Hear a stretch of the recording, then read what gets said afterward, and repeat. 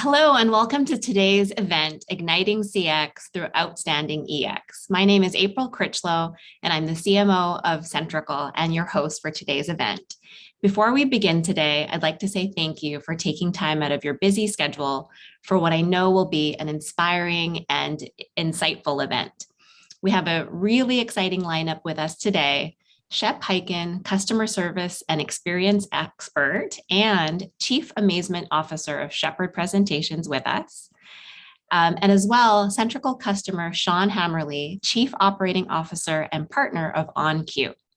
Together, they will discuss the convergence of EX and CX and how focusing on an employee experience and putting that at front and center is the key to exponential growth. Before I hand things off to Shep, just a reminder that your lines are muted today. And if you have any questions, please submit them in the chat box. If we don't address your questions, someone from our team will follow up with you very shortly. So with that, and without further ado, I'd love to pass things off to Shep. Well, thank you, April. It is great to be here. I'm here at World Headquarters at Shepherd Presentations in St. Louis, Missouri, talking to you about an extremely important topic. Back in the day, years and years ago, when I started my business, my whole focus was on let's take care of customers. Let's take care of customers. It was all the way back. Are you ready for this? I know I look much younger than I am. And back in 1988, where I said we need to start shifting from not only taking customers into consideration, but also employees into consideration when it comes to driving the best optimal customer experience. So today's program is really going to be focused internally on the employee experience, not just the customer experience.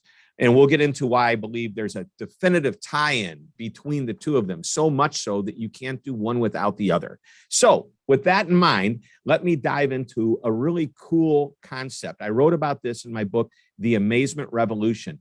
Herb Kelleher came up with what he called the Conundrum.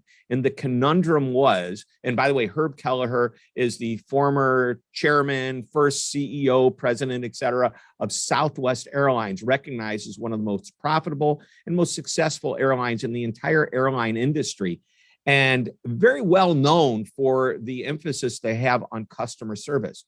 But when Herb was asked what's more important, customers, who are their passengers, the shareholders who are and stakeholders who are the investors of the airline, or the employees. And he thought about it and he says it was a conundrum, but he realized very quickly it wasn't a conundrum at all. And his answer was the most important people to focus on are the employees.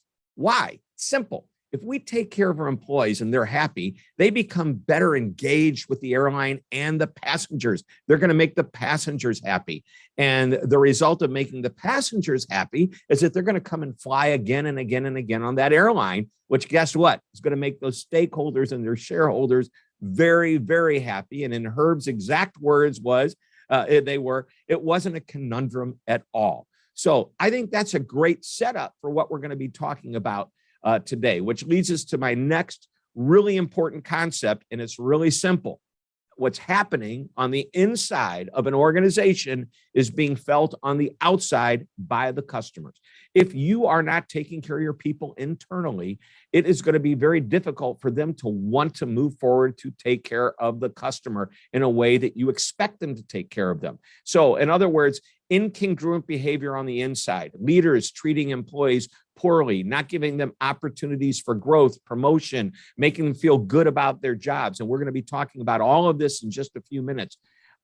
It's going to derail your effort in taking care of the customer. Now, there's something else that's happening in this world today that it's a great word. It came from a PBS podcast where somebody used this word, and it's a made-up word, skimpflation. Skimpflation is what companies are experiencing today and what customers of these companies are experiencing. What is skimpflation? It is the fact that the quality of, sometimes it's the product, but let's talk about the service, has been eroding simply because we can't get the right people on board. We can't keep people. There's this labor shortage, the great resignation, the great realignment, the great whatever it is that you want to call it. It means to us is that some companies are struggling to keep good people. As a result, it's not that they want to skimp on the service, but the result is the customer feels like service is less than it used to be. A friend of mine emailed me, a business person, and he said, Shep, is mediocrity the new great of customer service? I go, what are you talking about? We got on the phone and talked about it. He said, it just seems that I've had to wait longer on hold. I've gone into restaurants. There's a longer wait time. There's not as many people. Well, that is what skimpflation is. Companies are forced to skimp on quality based on just not being able to have the right people or the resources that they have those right capabilities and resources simply because they don't have the people to do it. And the reason is the employment shortage. We've got to avoid that. There are companies that are doing a phenomenal job, and we're going to be talking to one of them in just a little while, of getting and keeping great people. So with that in mind, I wanted to come up with at least a half a dozen ideas that I could share with you. So actually, and my goal to always give a little bit more than expected, I'm not going to give you 6 ideas. I'm going to give you 7 very simple ideas on how to avoid skimflation, how to create a better employee experience. And it starts with number 1, fun. F-U-N, but it's not fun like a party. Let's go out and have a great time. No, it's fun as an acronym, which stands for F-U-N, fulfillment, uniqueness, and next.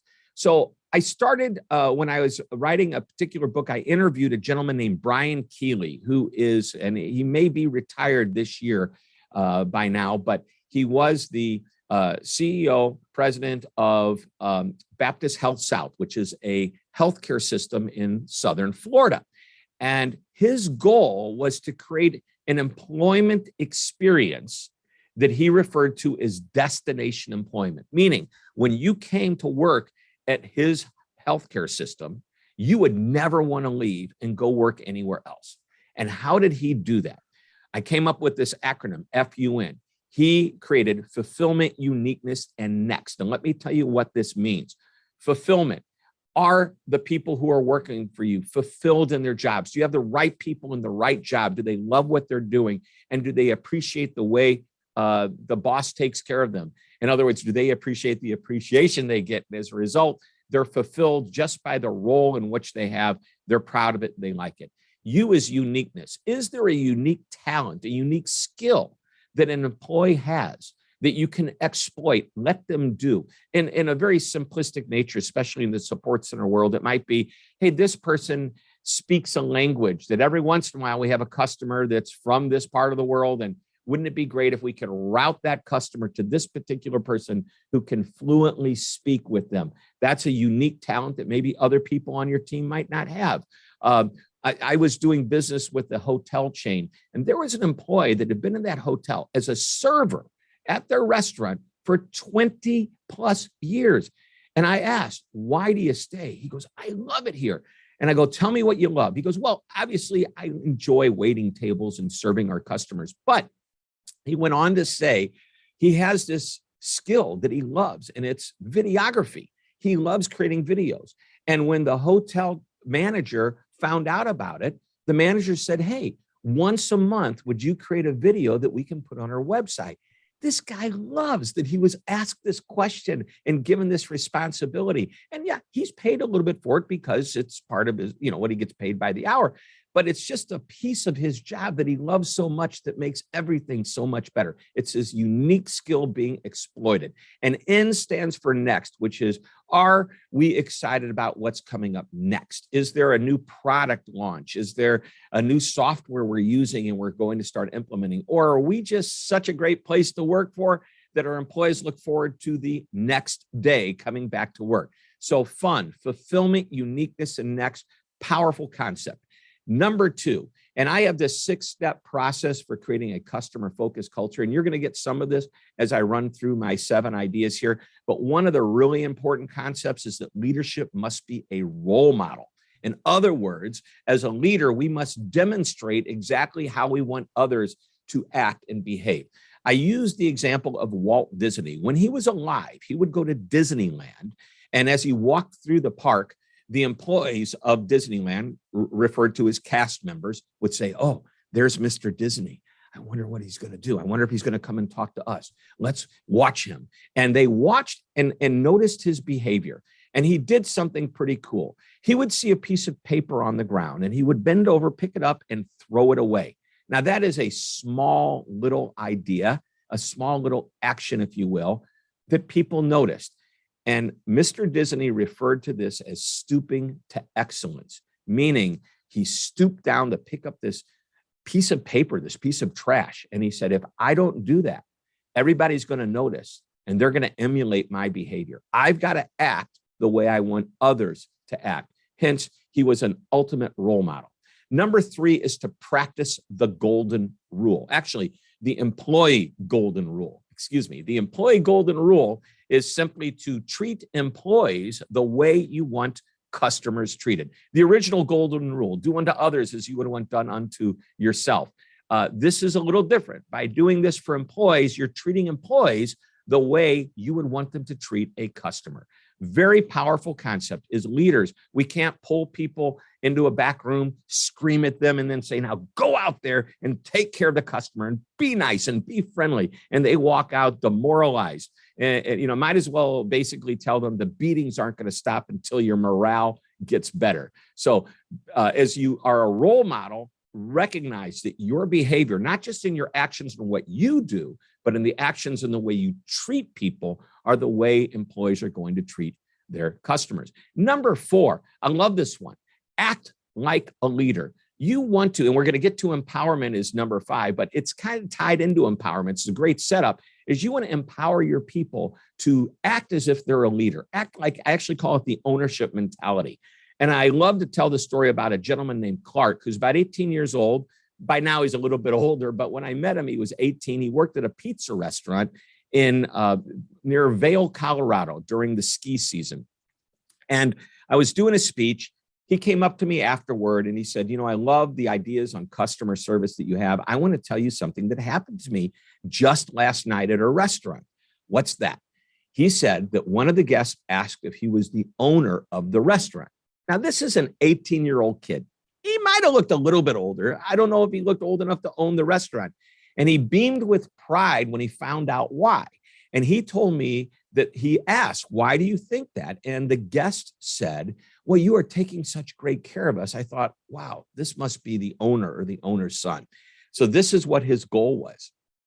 Every table that he interacted with, every guest that he had at the restaurant, his goal was to make an experience happen that was so great that they thought that they were dealing with the owner of the restaurant. Now, he wasn't the owner, but 2 things were happening. Number 1, he liked the owner. The owner hired him and said, you know what, you're a good guy, gave him a little training. Now go out there and do what you think is right. That's why I hired you, which leads to number 2. The owner empowered Clark to do the job necessary. He said, you do what you need to do. You know what the boundaries are. You've got a good sense of what's right and wrong. You do what's right. And if you ever question it, well, then come back to me. We'll talk about it, or do something and tell me later on, did I do this the right way? And we'll talk about it. Really cool idea. So that is to act like a leader, or even act like the owner. Number 5, empowerment. I told you I was going to get to that. I have this idea called 1 to say yes and 2 to say no. Now, this is not my original idea, but I've really thought about what empowerment means. That if we do a really good job of hiring the right people and training them the right way, we should be able to go out and say, hey, just like I mentioned, you know what the boundaries are. You know where the line in the sand is. Don't cross it. You're allowed to go all the way there. You are allowed to say yes to the customer. But if you ever wonder how to say yes, or you aren't sure what to do to say yes, and by the way, it's a metaphorical yes. You can't say yes to everything, but you get the idea. If you have to say no, then it takes 2. 1 to say yes, because you know what to do to take care of them. 2 to say no, or get help so you never have to come back and ask the question again. By the way, that's important. If the employee does not know how to handle a situation and they go to the manager, supervisor, whatever, and then they find out what to do, they will never have to go back and ask that same question again. It's just they've been given another tool in their arsenal of taking care of the customer. 1 to say yes, 2 to say no.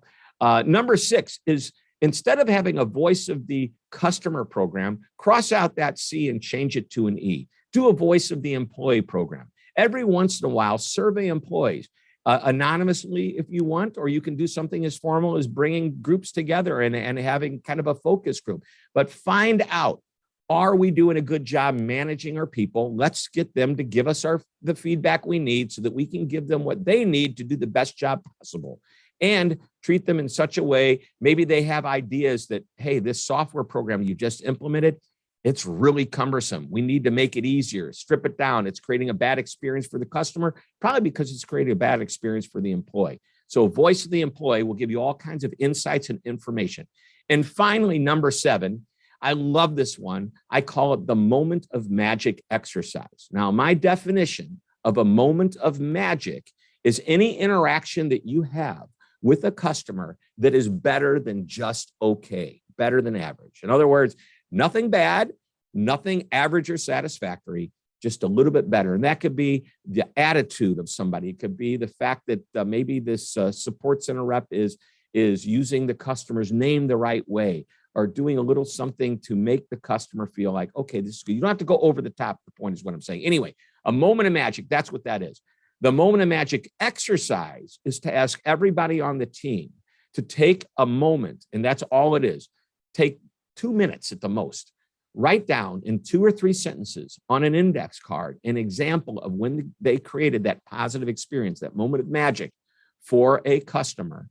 And at a team meeting, and you might have a morning huddle, a daily huddle, a weekly huddle, but at one team meeting each week, at least once, somebody from your team would share their moment of magic, telling the story. And actually, I could have titled this one, Telling the Story, instead of Moments of Magic. But tell that moment of magic story so that others can hear what you are doing or what your people are doing to create that positive experience. This, by the way, is the #1 culture-changing tool that we have.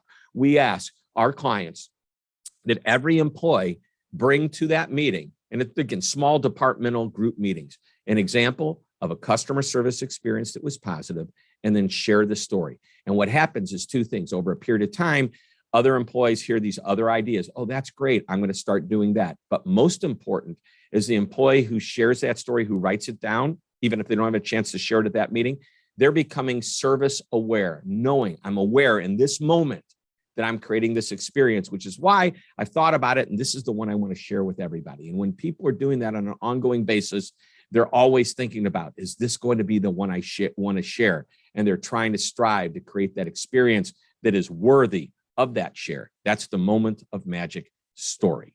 All right, so those are my 7 tips. And I did that about as fast as I think I've ever done it. Right now, I want to jump into a great interview that we're going to have with Sean Hammerle. Now, you heard April mention who Sean was, the Chief Operating Officer and founder of OnQ, which is a powerhouse contact center. And they specialize in healthcare billing and patient services. But this is what gets me most excited, is that recently Sean was named, are you ready for this? Best Contact Center Executive in the world, according to Contact Center World's annual awards. Not just best contact center in the US, in South America, in Europe. No, best contact center executive in the world. And we have Sean with us. Sean, welcome to the program. Thanks, Shep. It's great to be here. And yes, it is daunting to hear that in the world. That's pretty overwhelming. So there's a lot to live up to. So we've got lofty expectations of today's conversation with you as a result. We're talking to the best in the world, which congratulations. And here's my I'm going to put out there something for you. I've got a goal for you, Sean, okay. And that is next year that you get the same award. I hope I can. I'm going to keep the fingers crossed. We'll see if they like me enough again. All right. So I have some questions I'd like to ask you, if that's okay. Of course. Let's start with this one. According to a 2021 ICMI study, the average rate of agent turnover in the traditional support center seems to be at a very high rate right now. I think it's always been high, but 58% is what they came up with. But in some contact centers, they turn over more than 100%. And how can you turn over more than 100%? Well, some turnover rates are 120, 130, which means you are far exceeding on an annual basis the number of people you hire. So my question is, how have you been successful in creating effective onboarding programs? And there's a second part to this, which I would say minimizes attrition. It's almost, I could have asked them separately, but I think getting the right people on board, getting them in alignment, how do you do that? And then how do you keep them there? Well, and OnQ has been really successful at creating a culture for our employees. It really goes with what you were talking about earlier with the fun. I want to make sure that our employees are fulfilled. I want to make sure that we're finding their unique talents. And with us, the onboarding process is extremely important because we have to get the right people and make sure they're in the right seat. That's number one. But our process is a little different because I believe that really you have to connect with them from the beginning. The training programs are different all over the world and in different contact centers. And a lot of them are, it's very sit, watch videos and learn. And it's all about it's black and white. But for us, for instance, I make a point of being with every class when they first start on their first day. I am the first person they meet when they start with OnQ. So we have classes that usually range from 30 now that we're doing a lot on Zoom, we have up to 60 or 70 in a class. And I want them to get to know me. And so with a lot of them, I find out, they've all had past jobs. Some of them, this is their first job, and they learned that it's not really normal for a senior level executive or co-owner of a company to hang out with the trainees for a couple hours the first day. But I want them to understand how important they are to me and to the company. And so that's one way we start, and we share with them our culture that we've built over the years of being this, we call our employees dubbed it the QFamily for OnQ. And it's really important for them to understand that we are different. I want them to feel like they can talk to anyone in the company. But another thing that's different about the first day is at the end of the first day, they're given an assignment to make sure that they've got the training team's phone number programmed in WhatsApp, and our HR number, and they get mine as well. And again, I don't know many companies where the entire company has the direct line to one of these senior executives and owners of the company. But that shows them that I'm there and I'm willing to listen, talk to them. We explain to them the chain of command, but it's helped over the years to know that our employees really feel that they actually have access to me when they really need it. So how many phone calls do you get from employees? I don't get a lot because I think it is from their standpoint. I do believe that some of them don't feel like they just can pick up the phone and call me. But I will tell you, over the years, I've had emergency phone calls. I've had the late night text messages but I've been there for those employees. I had an employee who had an issue happen late at night. It was a car accident. I'm the one who got called. And so, and I was able to help. And it's been that way throughout the years. We're going into, this is our 9th year of being in existence. And I think we've built up this relationship that I have with the employees and that my senior leadership has as well. So I just want to make sure I understand this properly, because I think this is really cool that you are willing to give your personal cell phone number to every employee. And I would say the car accident in the middle of the night had nothing to do with business. They were just reaching out to the person they felt they can trust. And that's one of their senior leaders. I mean, it's uncanny that an employee at a support center would feel that comfortable. Had you ever met that employee in person other than peripherally, while they're doing their job? Do you have a better relationship than most? No, I knew the employee from work. And so, I think it was that moment where he was dealing with something that, I think I often joke that sometimes I feel like I'm the father to over 600 kids. Yeah. And I think that's a moment where, my kid felt that probably not the best thing to call his real parents about. So I was the one that he thought could help. And I didn't mind helping. That's how I've always wanted our employees to feel. And so, I've had the employee call me that, I've had employees that have been kicked out of their home. They get to call me and I help them out. I've had the employee that, just found out that they're pregnant, and I get the text message and the engagements, and I've gone to the basketball games and the soccer. Like I said, I really do feel like a parent a lot of times, but I love what I do. And I think it shows. You were talking about leading by example. I get excited about work, and I want my employees to be excited about work, and I want them to feel, I want them to be fulfilled. And I love that. You're a great role model. Is there, do you share those examples of stories in the onboarding process so they know, wow, this is if I really have a problem, I know if I need bail money, I know that I can call Sean. I've had that one happen too. Seriously? Yes, I have. So, and I do make sure to tell all of our teams when they go through training on the first day, when they have to do that, when they do that exercise of programming me into their WhatsApp. And so, yes, they know, and I think they understand and with those stories, they understand the gravity of probably what that call would be, not just I'm unhappy with my supervisor. We really teach them the chain of command, but I do want them to know that really I am there for them if they need it. And so, it's a great feeling to have. Yep. Now I recognize you are in primarily the healthcare industry, and that's fine. And there's a lot of technical training to understand when people are going to call, what they're going to call about, and how to deal with. But take the technical specificity of the topic that they're going to be working with related to the customer. Let's take that out of the equation. Mm-hmm. How much time do you spend training people on the basics of what you want them to do and know? Well, the customer service side of it is really important for us. So we do spend, the first 2 weeks, there's a huge focus on the medical billing aspect, because, mm-hmm. Our offices are I'm in full-time in Panama. We have an office in Panama, but we also have offices in Kenya and India. And so I explained to them that, by the time you're finished with the training, you're going to know more about healthcare than most Americans. But what we do is that the customer service aspect is the most important aspect for what we do. And I will say that you're part of that training process. We use a lot of your videos in our training. So you are a part of our fabulousness is what I will call it. So I like that. Fabulous. I'm going to write that one down. Fabulousness. And yes. Thank you.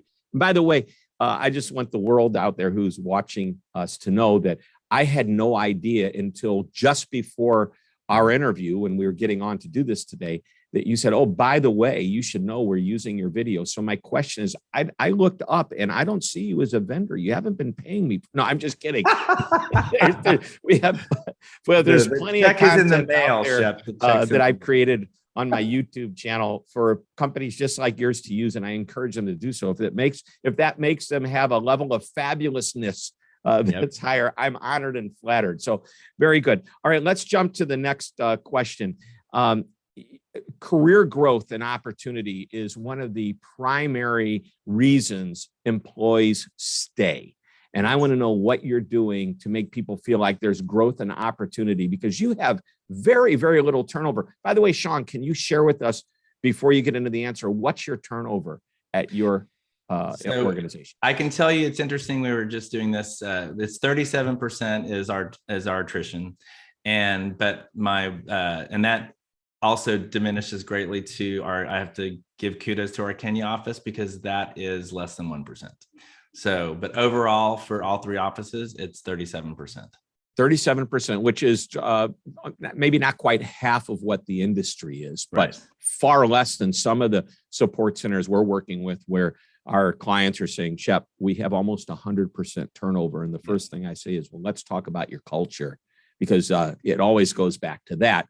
Part of the culture is creating that culture of making people feel like they're growing. If we go back to FUN, fulfillment, uniqueness, next, part of fulfillment is that opportunity. They feel comfortable, but they also feel like they're not stuck in a rut. Back to the original question, what are you doing to provide these opportunities for growth and, career, whether it's growth in career or growth educationally for these folks? Well, I think for OnQ, we're also very different in that, I just told you, we just celebrated our 8-year anniversary in November of last year. And for many years, my business partners saw how much effort I was putting into the operation and kept telling me we really should, post job positions. We need to get some experienced management in the company.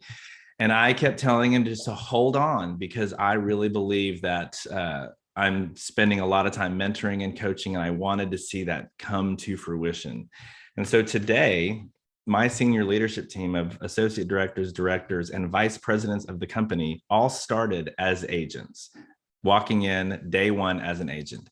And so for me to share that to incoming employees and to the trainees, when I introduce them to our vice president of development, our vice president of finance administration, our vice president of operations, and say, these vice presidents were all sitting in your seats years ago, and they work to there is a path for growth in this company. I believe in promoting from within. I want everyone on my leadership team to know what it's like to be so nervous when you take that first call or enter that first payment or deal with that. I want them to understand the basis of our company so that they can truly relate to the employees. And what they can do is they can also be that shining gold that our employees can see that they did it. I can too. And not everybody wants to be that leader. And I'm totally for that. I tell people, you may be that person that says, I want the 40 hours a week. Do not ask me to do anything else. But at the same time, I want to give them growth opportunities, which is one reason why I think Centrical was a big part of what we're doing now. Centrical provides. Yeah. How do you leverage Centrical to in the learning aspect of what you do in the training aspect? The Centrical aspect, because it has the coaching abilities. We provide education through Centrical. I think what Centrical has done, it's enhanced the camaraderie that we have in our company. We had to go through a huge change, like everyone globally. Having people in the office is great, but when all of a sudden you go through this huge shutdown, and now our Panama office, I have about 90% of our employees working from home, and I did make the decision that would be permanent. I'm not going to ask them to come back. They've moved to all over the country, so I want them to be happy working from home. Centrical's provided us that opportunity for remote workers, especially, to still feel that sense of camaraderie. It's fun to watch some of their chats, saying, "Oh my God, I need this many more coins to get an Amazon gift card," and it's the conversation is just me, looking from the 10,000 foot view. It's fun to see how engaged they are, and what Centrical has brought to what we already have as a strong culture. It just enhanced our culture of teamwork, that family feel, and really also is improving them as agents for our company. So let's talk about that. You have a remote workforce. They're working from home. You said you have support centers in India and Africa and in the Panama. But what you're saying is, we have buildings here, but people aren't in the buildings. They're spread out. And I just want your perspective as a professional, as a leader in the support center world. How often do you feel you need to bring these people together? Is it a daily meeting, a weekly meeting? Is it 3 times a day? How often are you meeting? And I realize there's small teams, but as even the small group, how often are they meeting? So all of our teams, we try to make sure that they're meeting at least once a week. And it is interesting, because I think the culture that we have, and even with this remote culture, the remote work really helped our company grow, because I know other contact centers where the different offices feel some sense of competition, and between this country and that country, or they feel threatened that office might take jobs from this office. What's interesting about our culture is I've watched our own employees in this remote environment. They actually look at it like they're getting to learn another culture in Kenya. They get to learn the culture in India.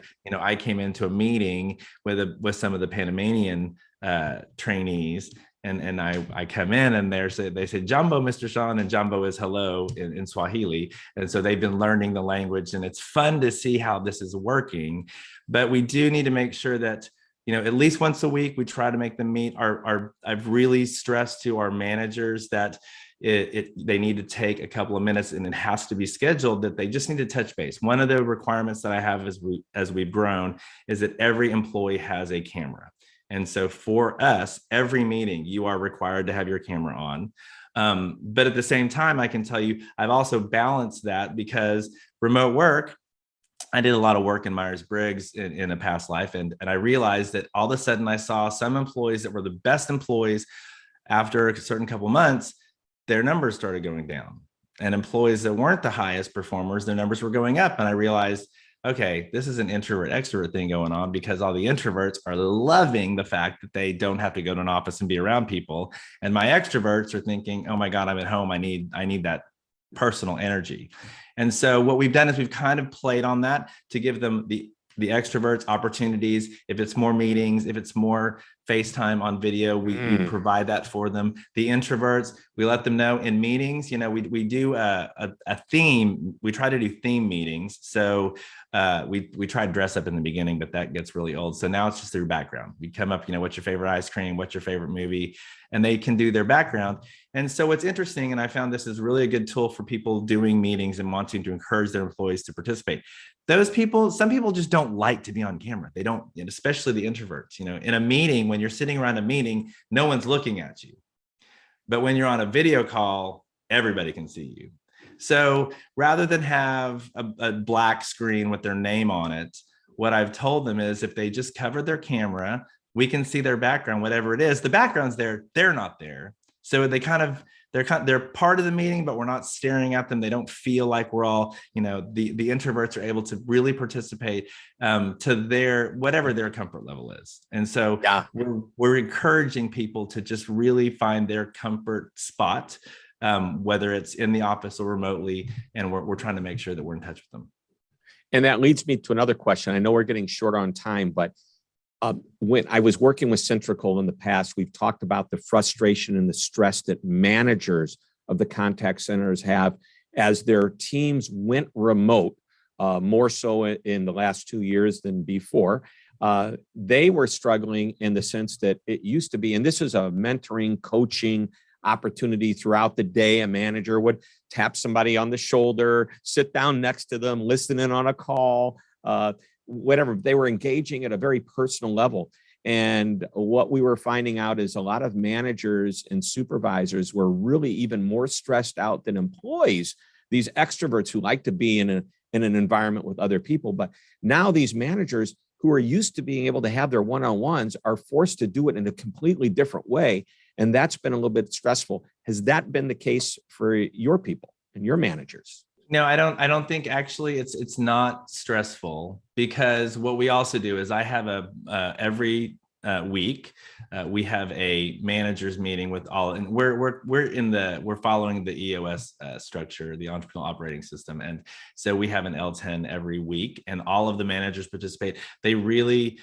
I've just, I've spent a lot of time mentoring and coaching them, and I've back to your empowerment. I really have put the empowerment into them to know they can make the decisions. I want them to figure out how to make their team the best team. This group acts as a council of advisors, because all these managers are able to come to the table and say, this is what's going on, this is my issue. And then you've got 20 voices providing some brainstorming and feedback. The one thing I know, I think the most stressful issue that they have is trying to figure out how to have all of these meetings, because I've asked them, please take 5 to 10 minutes, schedule it out, and talk to your teams over a month. I do it myself. I've got a really busy schedule, but man, when I have some time, I'll take 5 minutes and I'll send a chat first. I know it always freaks them out. Hey, do you have 5 minutes to talk? Just to an employee or an agent, because I want to know what's going on. And usually when I call them, I ask how the work's going. Then really, I want to know, how's your family life? What's going on?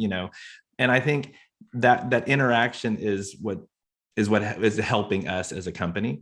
And having them delegate down, I'm really pushing the managers to get your supervisors involved, so you're not having to call all 40, 50 people, but spread the wealth.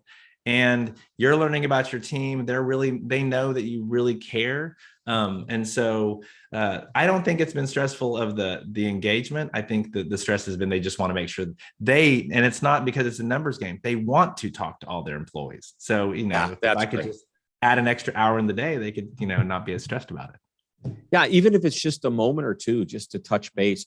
The idea is you want to create connection between upper level, lower level, frontline, supervisor, manager. Everybody needs to feel connected. And it sounds to me like you've done an amazing job of what Tom Peters used to refer to as management by walking around, but it's management now by virtual Yes, exactly. meetings around. Exactly. But the thing is when somebody gets a text from you or a message that says, "Hey, can you jump on for a couple of minutes? I have a few minutes. Would love to talk to you." They aren't afraid. Oh my gosh, No. the boss is reaching out. What did I do wrong? No, they're saying, oh, "This is so cool. I get to talk to the boss again." And this is such a powerful thing that you've just shared. You've shared a number of ideas, and we're out of time. I know we've got questions from our viewers, but I want to wrap up just the formal part of this by asking you, we've covered a lot of ground. Is there one last nugget of information that you would like to share with us that would help us create a better experience for our customers by first creating that experience internally for our employees? I think there's one story I want to share that I think puts the perspective of where we are at OnQ, and it makes for a really strong sense of loyalty and commitment from the employees. And I do share this story with my employees and I've shared it with my colleagues in the US, and they thought I was crazy at the time. But I had one employee who came to me, and he had shared with me that he had wanted to become a flight attendant with Copa Airlines. It's the main airlines. Right. And he failed his swim test. And he knew that I had been a triathlon coach before I came to Panama and started OnQ. So he was wanting help. And I said, by all means. And so I, wanted to coach him through so he could pass the swim test.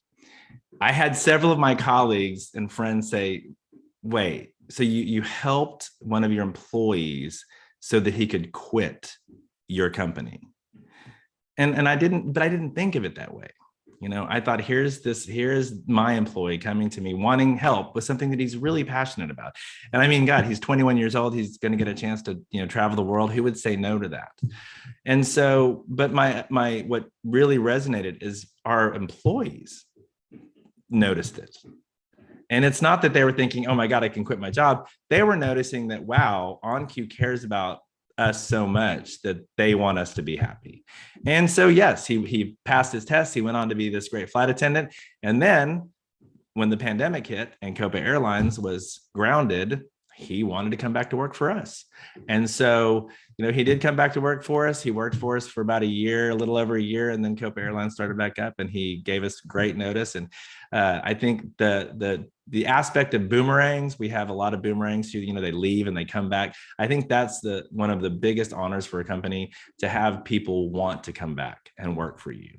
And so it's about really making sure that you just have happy employees, because that's what, if you have, like you said in the beginning, it's having happy employees really from the inside out. And so as long as we have happy employees in the OnQ family, I know that our clients and the patients are going to be happy as well. Right. Well, happy employees sounds like such a simplistic idea. And it's so basic, and it almost sounds like common sense, but trust me, and you and I both know this, common sense is not always so common. Right. You've given us some great insights. You've shared some relevant examples. You've shown that a leader can be human, can be approachable.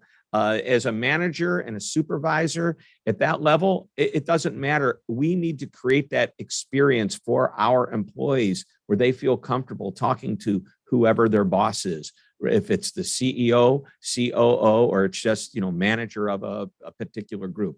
Thank you so much for sharing your insights with us, Sean. Really appreciate it. Thank you, Shep. All right. Well, thanks, everybody. I want to turn it back over to April, who's going to take us home. April? Thank you so much, Shep. And thank you so much, Sean, for that incredibly insightful discussion. I think all of our viewers are going to walk away with at least, 100 different pieces of knowledge and wisdom. And you both truly exemplify, putting the employee at the center of work. So thank you for that. And to our audience, thank you so much for joining us today. We are so grateful and honored that you would take your time out of your busy schedule to join us. And so with that, I'll close today's event. And again, thank you very much. And until next time, bye for now.